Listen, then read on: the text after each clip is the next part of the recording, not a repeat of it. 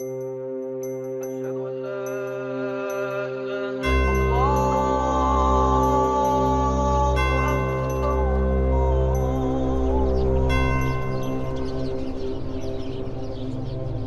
never expected to be involved in the Middle East.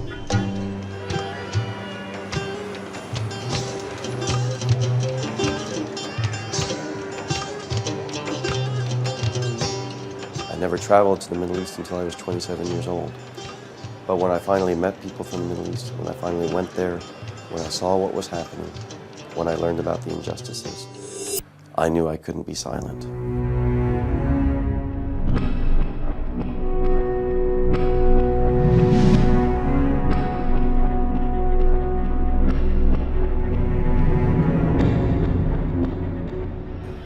I knew I had to do something.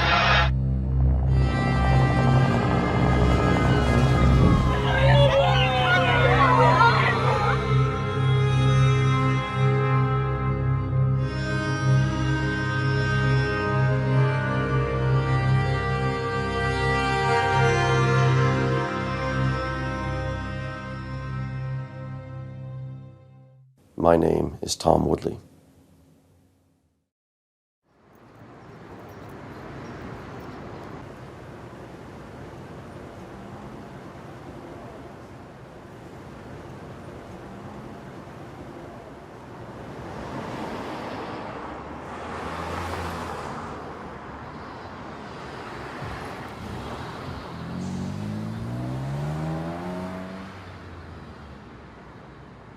I visited the Middle East for the first time when I was in graduate school. I was about 24, 25 years old to do some volunteer work with Palestinian children in Israel, actually.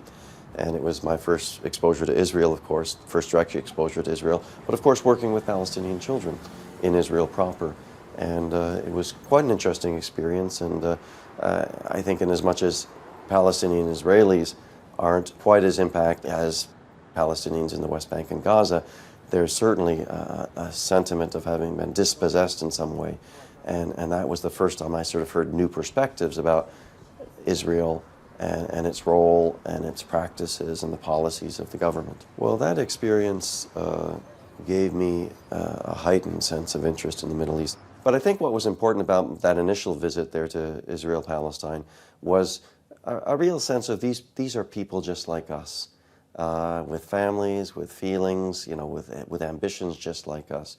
And it got me interested in both peoples, Palestinian and Israeli, and more interested in better understanding what was going on there and why people believed what they did and thought what they did and said what they said.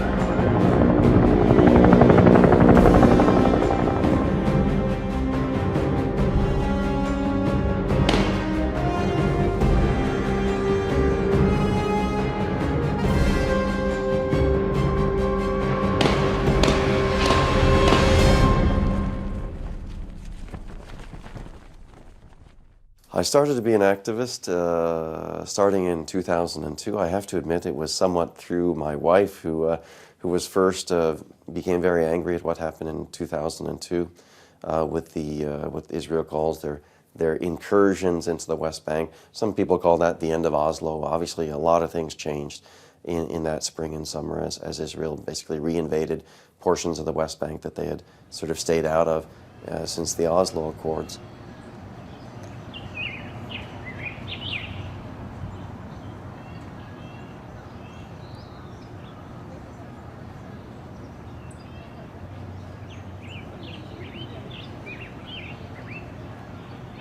This is my wife, Grace Batchoun. She also happens to be my partner in activism. She's also, her official title is the VP of Public Relations with Canadians for Justice and Peace in the Middle East. When someone sent me an email telling me about a handicapped man in Jenin who was run over by an Israeli tank. And that's when I said, what? This is happening? Something has to be done. My first reaction was I wanted someone else to do something about it. What are others doing? Let's contact all the different organizations and see what they are doing. And we did. But after a couple of months, we came to the realization, if we want something to happen, we've got to do it ourselves. So the first thing that we did, we went back to those organizations and we said, give us a project. Talk to us about an urgent need. And one of those organizations came with a project in Beni Naim, south of Hebron, where they had a cluster of 70 villages who used to depend on the emergency medical services of a hospital in Hebron. So they had the clinic, they had a small clinic, they had the doctors, but they did not have the equipment. And we were 3 people around the table, Tom, myself, and another person. And we said, how much? They said, 100,000. I said, we're doing it. The person next to me said, are you crazy? People in our community don't give money. You'd be lucky if you raise 5,000. And within not even 3 months, we raised $125,000 and we equipped a clinic in Beni Naim.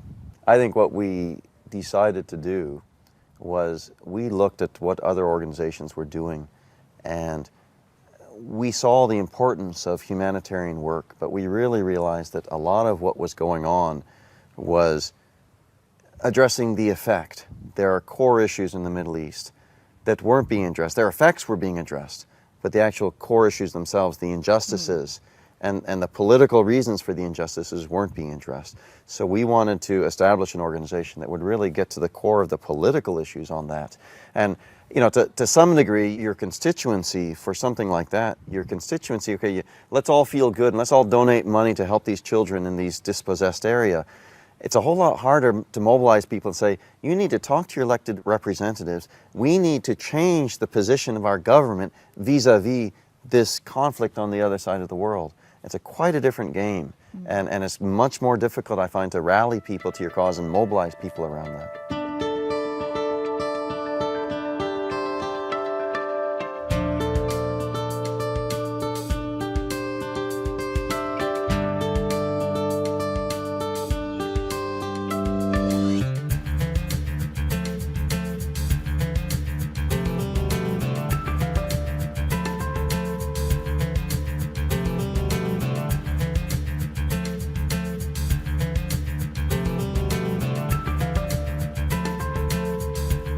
Canada has traditionally had a very positive reputation on the international front. We've intervened positively in the past in the Middle East. I think traditionally, at least with the Palestine-Israel conflict, both sides viewed Canada as a party that was willing to represent the interests of both sides in that conflict.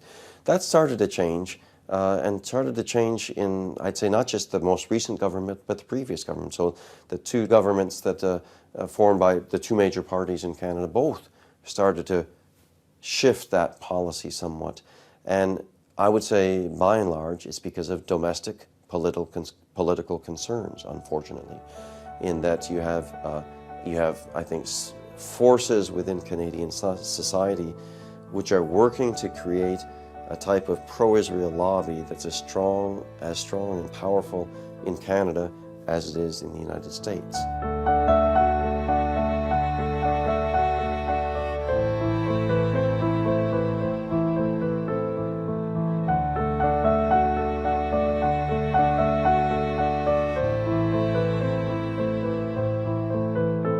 I think Canadian society, however, over the long term will reject that. I think Canadian society is extremely cosmopolitan, extremely open-minded and broad-minded, and I think the key in Canada is to just keep informing people, make sure people understand better what's going on. Now that doesn't change necessarily something in the corridors of power, that you still need to access the corridors of power, whether it be political power or media power. But I think Canadians will respond, and Canadian policymakers will respond if we provide enough information and show that we're numerous enough that politicians have to listen to us.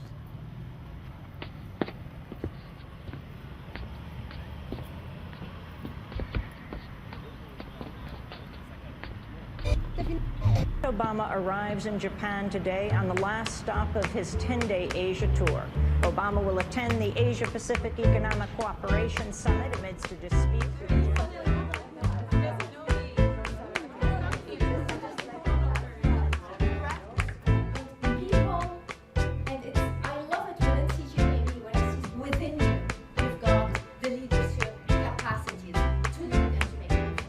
So we're here at the CJPME Leadership Retreat. We're doing this because we want to inculcate a sense of leadership and vision for leadership within CJPME.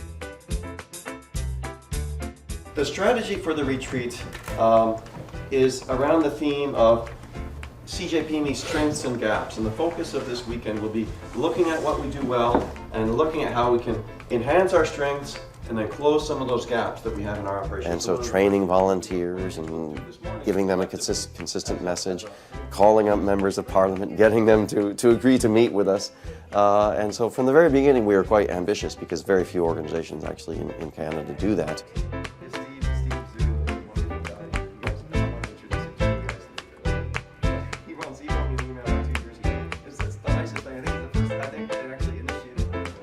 CJPME is a unique organization, I think, in Canada because it's nonpartisan. There are all ethnic groups, all faith groups in our movement.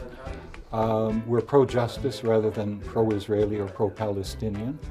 So I think it provides a space for people who wish to be active in this and see justice achieved.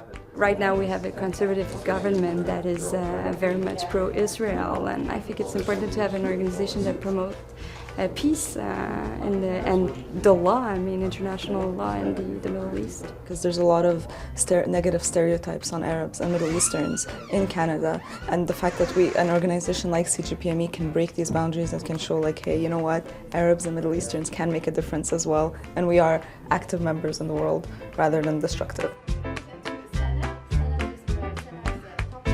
We expanded our mission about 2.5 years ago to also say, to empower Canadians to speak out on these issues on the Middle East and how they relate to things going on in Canada. So that if you have a demonstration for a ceasefire in Lebanon, that if someone in the media calls that, well, you were demonstrating in support of terrorism, we can say no. Now, of course, this has nothing to do with foreign policy, but no, these are Canadians demonstrating for a ceasefire, and you can't brand them as supporting a terrorist organization. They're supporting peace.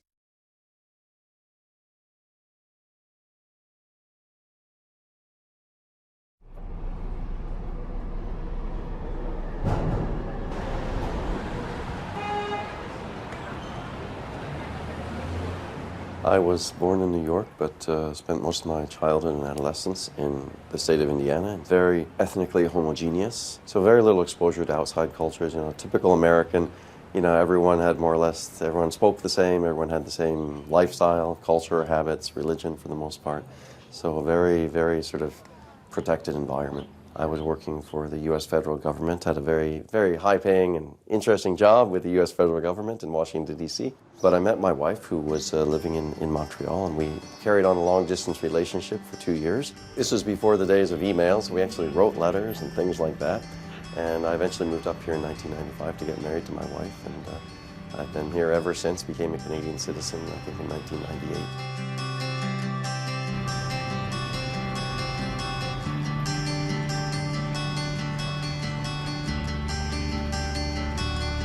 We do speaking tours 4 or 5 times a year.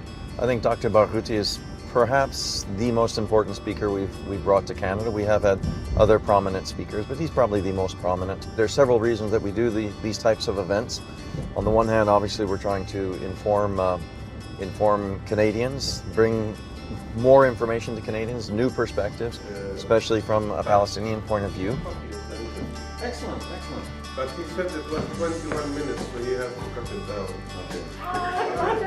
Okay. How are you? Good to see you. Okay. How are your interviews? Very good. Good. Excellent. Dr. Mustafa Baghouti is a well-known Palestinian leader. We were actually working on bringing him for about 3 years. We first got in touch with him about 3 years ago, and there was interest on both sides, but it just took several years to work it all out. Fourth question. Do you think there will be... تقليديا كانت مواقف كندا متوازنة أكثر في الماضي، وكان لكندا دور هام مثلا في دعم وكالة الغوث ومساعدة الفلسطينيين بأشكال مختلفة، ولكن الوضع تغير بصورة حادة منذ قدوم حكومة المحافظين إلى الحكم في كندا. ولكن طبعا ما يساعدنا ويشجعنا وجود أشخاص مثل توم وأصدقائه الذين عبر التجربة وعبر تعرفهم على القضية الفلسطينية أصبحوا من أشد المناصرين لنا، لأنهم يؤمنوا بالعدل ويؤمنوا بمبدأ السلام الحقيقي القائم على العدل ويؤمنوا بحق الشعوب في الحرية.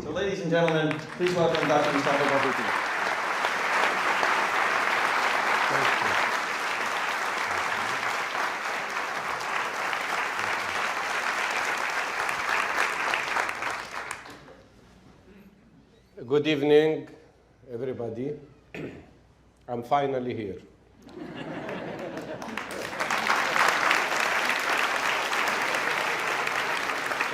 It was all set up for the end of March that he was to come and he was to do certain cities, and everything was all set. And the Canadian government really dragged its heels in terms of granting Dr. Barghouti his visa to Canada. They gave him the visa the day after he was supposed to get on a plane to come here. So rather than sort of having him come here and do only a third of what we had planned for him to do, we sort of said, no, let's do this right. Let's reschedule it. Let's make it right. Many may not be aware that the Canadian government over the past 6 months had actually denied entry to many people. George Galloway, a British MP who's active on the Middle East causes, and many others had been denied visas to Canada. So we saw this obviously as part of a pattern, part of a ploy on the part of the Canadian government to limit the dialogue or to prevent the dialogue that's so important on these issues. Yesterday I told people in Ottawa a story about a Palestinian peasant. He had 26 barrels of oil that he was going to the market with to sell. And then he was stopped at an Israeli checkpoint.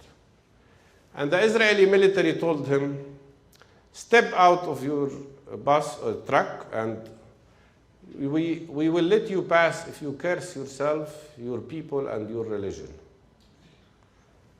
And the man refused. So they told him, if you don't do that, we will destroy your product. And they started to throw on the ground a barrel of oil each time. And they kept asking him the same question, and he kept refusing, till they destroyed the 26 barrels of oil. So he went back home with nothing. But he didn't curse. And what astonished him, that when he got home, he found 26 barrels of olive oil standing in front of his house, because the people of the village watched what was going on, understood what was going on, and they were all in solidarity with him. That is...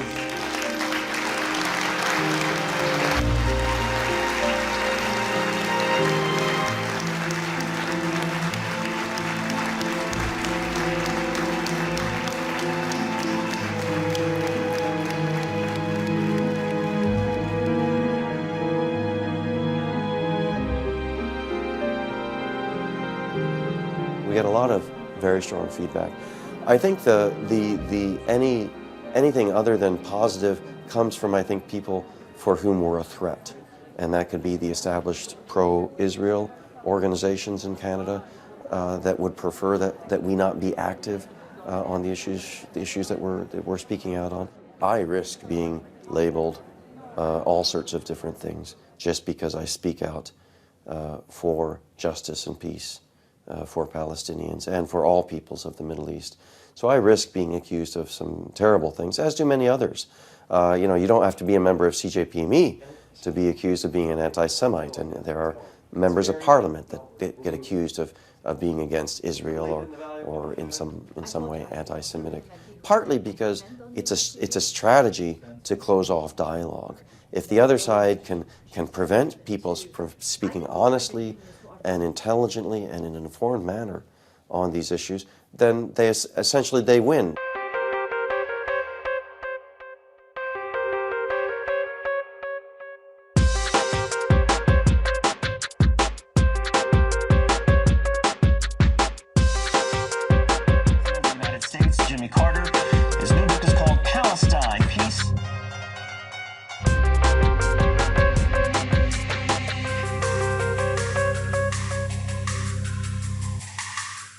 bias you'll see in Canadian mainstream media would be along the lines of, how many articles give voice to this perspective versus how many articles give voice to that perspective. And that's why it's been so refreshing to have Al Jazeera English enter the Canadian market, because they are going to give all perspectives on these issues. Thomas Woodley is a policy analyst with Canadians for Justice and Peace in the Middle East.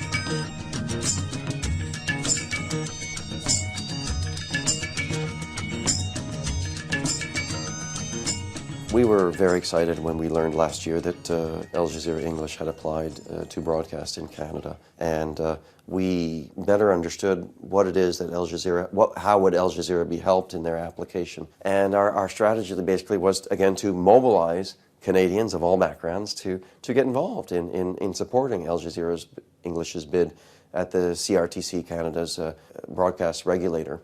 And so we developed a tool whereby any Canadian could actually submit a letter to the CRTC in support of Al Jazeera's bid to broadcast.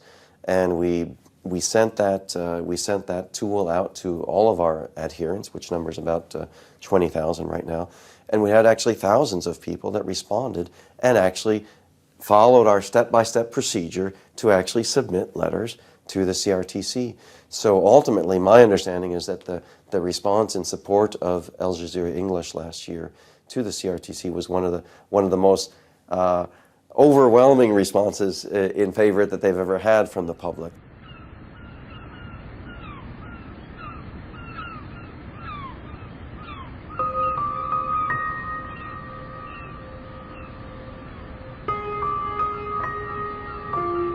I would like a society where there aren't these taboos, where there aren't things that you can't say, that you don't get your person attacked because you hold a particular viewpoint on something.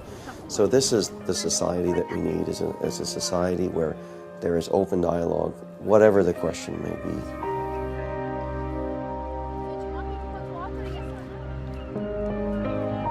Democracy is a very fragile thing. I didn't realize how fragile it was until I got involved.